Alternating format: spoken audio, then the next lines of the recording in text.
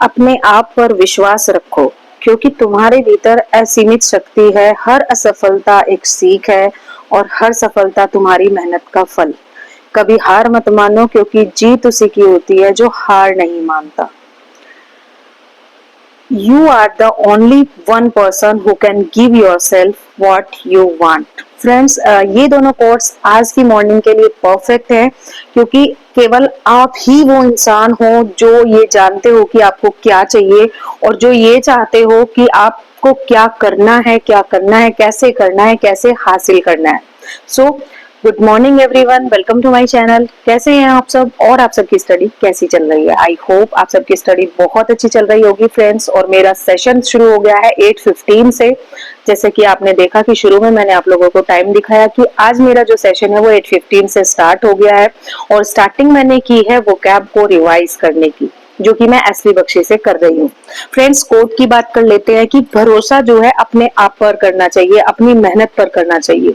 हमें अपने आप पर इतना विश्वास होना चाहिए कि जो हम कर रहे हैं वो परफेक्ट है और उसे परफेक्ट बनाने के लिए हम और ज्यादा मेहनत कर सकते हैं।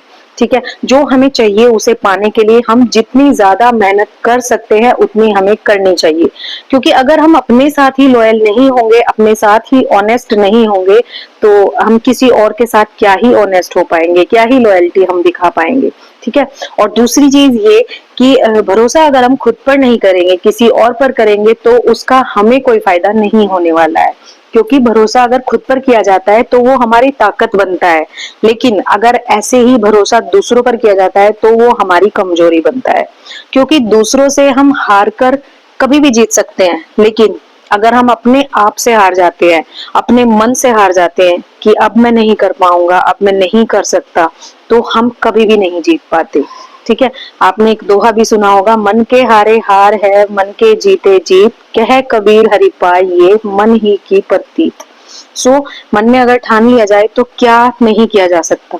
भले ही वो किसी एग्जाम में सक्सेस की बात हो, लाइफ के किसी भी फेज में सक्सेस की बात हो, किसी भी चीज को हासिल करने की बात हो, या फिर कुछ भी लक्ष्य को प्राप्त करने की बात हो। तो ये हो गया आज का थॉट, जो कि थोड़ी सी पॉजिटिविटी, थोड़ी सी मोटिवेशन सभी को जरूरत है। आई थिंक हमें बहुत ज्यादा जरूरत है मोटिवेशन की, क्योंकि एग्जाम हो नहीं रहा है, स्टडी करते करते सभी बोर हो चुके हैं। लेकिन समझ नहीं आ रहा है कि एग्जाम कब होगा, होगा भी या नहीं होगा। तो खैर ऐसी बात नहीं है कि नहीं होगा, लेकिन जब हम रेगुलर किसी एक चीज को करते रहते हैं तो उसमें थोड़ी सी बोरियत आ जाती है। इसीलिए थोड़ा सा स्पार्क बनाए रखिएगा, अपनी स्टडी को थोड़ी सी कंटिन्यूटी देने के लिए आप उसमें चेंज करते रहिएगा। कभी कुछ आप ऐसे स्टडी कर लीजिएगा। जैसे ये नहीं कि आप डेली लिटरेचर उठाकर बैठ जाएंगे तो आप बोर फील करने लगेंगे। तो आप वैरायटी लाइए, जैसे कभी लिटरेचर पढ़ लिया, कभी हिस्ट्री ऑफ इंग्लिश लिटरेचर पढ़ लिया, कभी लिटरेरी टर्म्स पढ़ लिया, कभी फिगर्स ऑफ स्पीच पढ़ लिया, और कभी वोकैब, कभी ग्रामर की एक्सरसाइजेज आपने सॉल्व कर ली।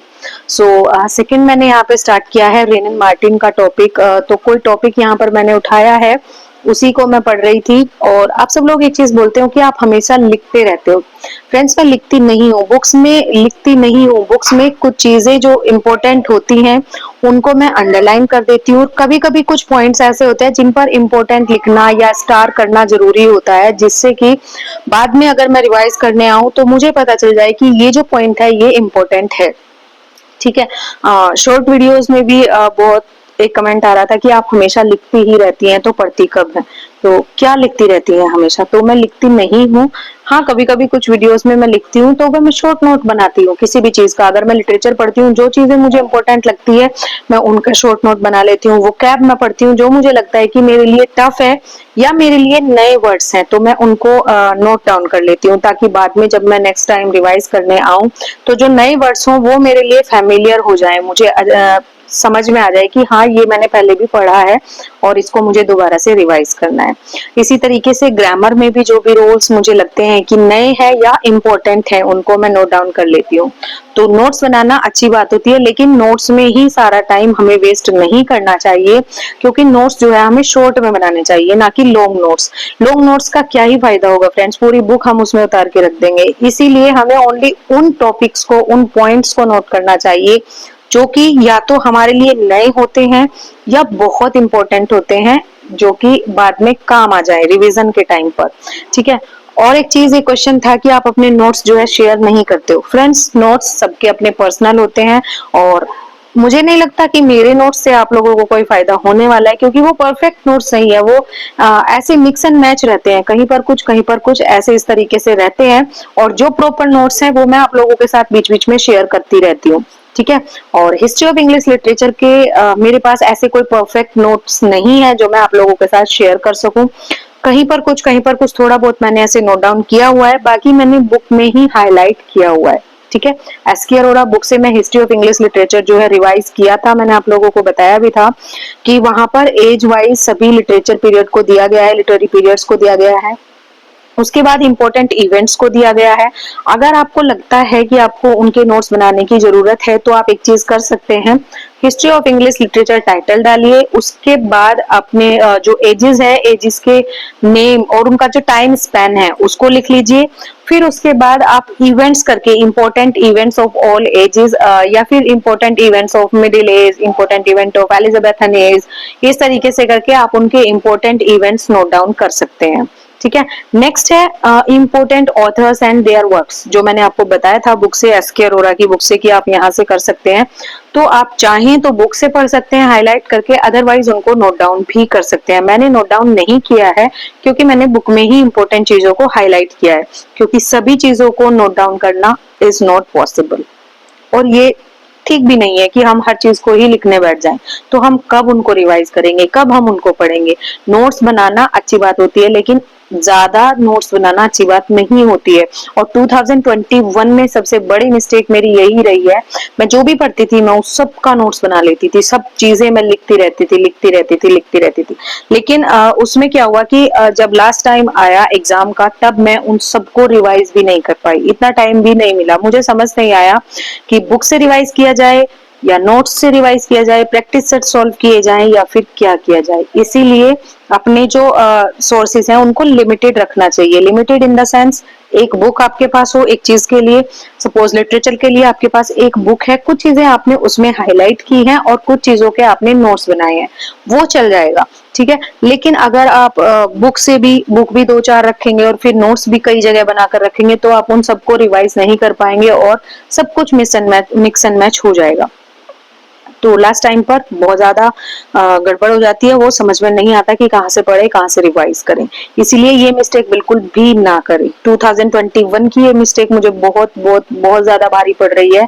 और एक ही क्वेश्चन की बात थी, अगर एक और क्वेश्चन सही हो जाता तो पता नहीं क्या हो जाता, मैं आज ये लेक्चर आप लोगों को ना दे रही होती शायद। यस, मैं लेक्चर ही कहूंगी, क्योंकि बहुत से लोग बोलते हैं कि सक्सेसफुल तो हुई नहीं, यहाँ बैठकर बातें बनाती रहती हो, क्या ही फायदा, तुम बैठकर अपनी स्टडी दिखाती रहती हो। और स्टडी अगर करती हो तो वो दिखाने की चीज नहीं होती है। और क्यों दिखाते हो स्टडी, स्टडी दिखाने की चीज नहीं होती है। और अगर दिखाते हो तो आप स्टडी नहीं करते हो। तो फ्रेंड्स, ये आपका माइंडसेट है, जैसा आप सोचना चाहे वैसा सोच सकते हैं, आप फ्री हैं, आप बिल्कुल अपने माइंड से जो मन करे वो सोच सकते हैं। बट पॉजिटिवली सोचेंगे तो पॉजिटिविटी दिखाई देगी, नेगेटिवली सोचेंगे तो नेगेटिविटी ही दिखाई देगी। मेरा पर्पस आप लोगों को नेगेटिविटी फैलाना नहीं है, और प्लीज आप लोग भी ना फैलाइए। वैसे मेरे मोस्टली सब्सक्राइबर्स बहुत अच्छे हैं और पॉजिटिविटी ही स्प्रेड करते हैं, ठीक है। वो बोलते हैं कि हमें मोटिवेशन मिलता है, लेकिन कभी कभी कोई एक आध ऐसा आ जाता है, और सही बताऊं तो एक कमेंट भी काफी होता है किसी के मूड को नेगेटिव करने के लिए, किसी को डीमोटिवेट करने के लिए। तो friends, please, it's a humble request, हम ऑलरेडी बहुत ज्यादा परेशान हैं अपने एग्जाम को लेकर, हम सभी मीन्स आप सब भी और मैं भी। तो अपने लिए भी और मेरे लिए भी, किसी के लिए भी नेगेटिविटी ना फैलाएं, किसी को भी नेगेटिव ना बोले, किसी को भी डीमोटिवेट ना करें। अगर मोटिवेट नहीं कर सकते तो डीमोटिवेट बिल्कुल भी ना करें, क्योंकि मोटिवेट करना अच्छी बात होती है, लेकिन अगर नहीं कर सकते तो प्लीज डीमोटिवेट भी ना करें। कोई अगर स्टडी कर रहा है, फुल मेहनत कर रहा है, उसको बाद में सुनने को मिले कि क्या ही कर रहे हो, कुछ नहीं कर रहे हो, पूरा टाइम तो पढ़ते रहते हो, अब तक कुछ नहीं हुआ, इतनी पढ़ाई अगर कर रहे हो तो अब तक पता नहीं क्या कर लेते, ये हो जाता, तो पता नहीं कब तक स्टडी होगी। बहुत सी ऐसी चीजें जो सुनने को मिलती है, आई थिंक सभी को मिलती होंगी। और बस यही है कि स्टडी में थोड़ा सा कंसंट्रेट कीजिए, फोकस कीजिए, और यहाँ पर मैं हिस्ट्री ऑफ इंग्लिश लिटरेचर के प्रीवियस ईयर क्वेश्चन स्टार्ट किए थे रिवाइज करने, क्योंकि हाईलाइटेड हैं तो आप लोगों को पता ही है, ये मैं पहले पढ़ चुकी हूँ। और आप देख रहे हैं मैं ये लिख नहीं रही हूँ, ये मेरी आदत है पेन को उठाकर पेन के साथ पढ़ने की, क्योंकि कुछ चीजें पढ़ते टाइम ऐसी आ जाती है जिनको हाईलाइट करना जरूरी होता है, अंडरलाइन करना जरूरी होता है, और कुछ चीजों को इम्पोर्टेंट भी लिखना पड़ जाता है, या फिर उससे रिलेटेड कुछ और चीज सामने आ जाती है तो उसको भी हमें अंडरलाइन करना होता है या इम्पोर्टेंट मार्क करना होता है। सो ये था मेरा लास्ट सेशन। यहाँ पर 5.5 घंटे हो चुके हैं और कल की मेरी जो स्टडी रही है मीन्स 30 मई की जो स्टडी रही है वो 5.5 घंटे की रही है, और मैंने फुल अपना जो टाइम है स्टडी को दिया है, फुल फोकस के साथ दिया है। तो आप लोगों से भी यही बोलूंगी, जितना भी टाइम मिले उतना अपनी स्टडी को दीजिए, फोकस कीजिए, किसी के ताने किसी की बात को माइंड मत कीजिए। हाँ, डिमोटिवेट होते हैं हम, लेकिन थोड़ा सा इग्नोर करना भी सीखिए। ठीक है, तो ये थी मेरी आज की स्टडी, और यहाँ पर मैं रिवाइज कर रही थी terms coined bye authors, S के अरोड़ा की बुक से मैंने यहाँ पर किया है। और ये बुक के भी कवर मेरी बेटी ने जो है निकाल दिए हैं, मेरी सभी बुक्स ऐसी ही हैं।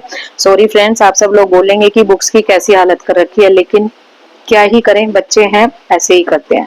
ठीक है, यहाँ पर 5.5 घंटे की स्टडी कंप्लीट होती है और टाइम है 12 o'clock, 12 AM। So technically 31st start हो चुकी है। Good night everyone.